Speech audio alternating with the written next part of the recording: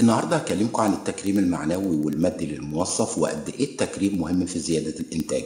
بس في البداية خلونا نعرف لو انت موظف اخر مرة انت اتكرمت فيها سواء تكريم معنوي او مادي، ولو انت مدير مؤسسة امتى اخر مرة كرمت موظف وايه شكل التكريم. ويا ريت تقول لي في التعليقات. فكرة التقدير الانساني دي مش رفاهية انما احتياج نفسي، لانك باختصار بتحسس الانسان اللي قدامك انه متشاف ومسموع ومؤثر، واعتراف بالجهد اللي بيبذله سواء كنت مدير أو موظف.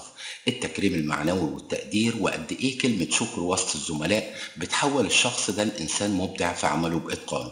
مع الأسف في قاعدة خاطئة ومنتشرة في بعض المؤسسات والشركات وبتتقال على لسان المديرين ورؤساء الشركات.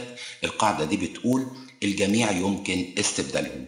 القاعدة دي غلط، لأن أنت بتتعامل مع إنسان، بتتعامل مع كائن، بتتعامل مع مشاعر، فبالتالي يقدر يعمل المستحيل بكلمة شكر ودعم علني وتقدير لفظي أو كتابي. في المناسبة تقدير يقول إن شايفك وبوريك للموظفين عشان يبقى مثال يحتذى، سبوت لايت قدام زمايله. باختصار كل ده بيقول إنك مدير ناجح مش فاشل. التقدير بيساعد على إنتاجية الموظف وبيقدر يضيف للمؤسسة شيء جديد وبيخلق انتماء وولاء في مكان عمله.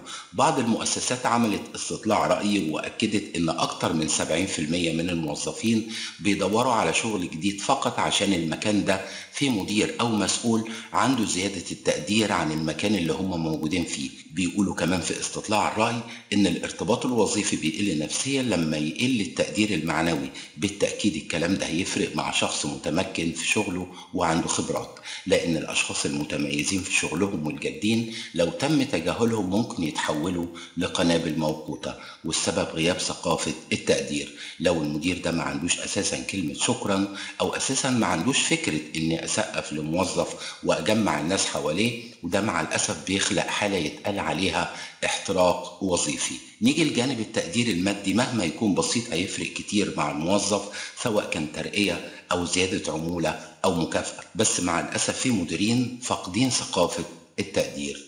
تحياتي ليك وأنتظر رأيكم في التعليقات.